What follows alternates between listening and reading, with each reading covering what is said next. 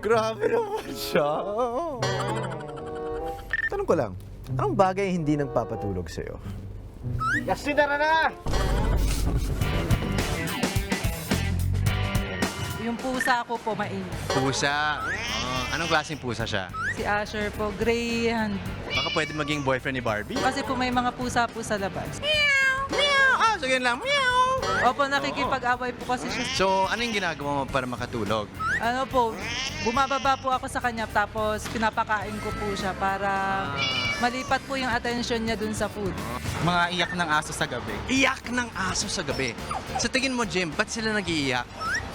Siguro hindi pa sila kumakain. Oh, talaga? Pinapakain mo sila? Actually, wala kaming aso. Yung aso na kapitbahay. Ano yung advice mo para sa mga kapitbahay mo? Siguro bantayan na lang nila. Problema po. Problema! Katulad ng? Siguro, sa pera o ganun po. Sa pera. Ay, mahirap po kung ganun po. So, paano po kayo nakakatulog kapag iniisip mo yung pera palagi? Magdasal po. So, ano yung dasal nyo? Gabayan po sana ako ni Lord. Gabay.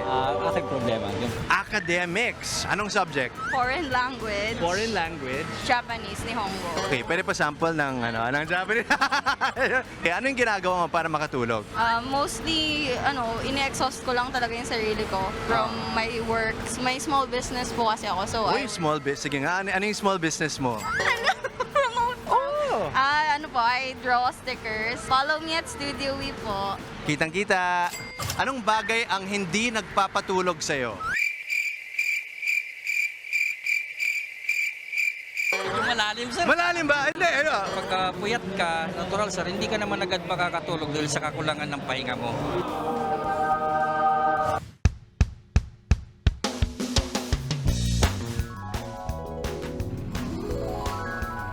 Hanggang sa susunod na tanungan, ako po si Justin Quirino para sa Tanong Ko Lang.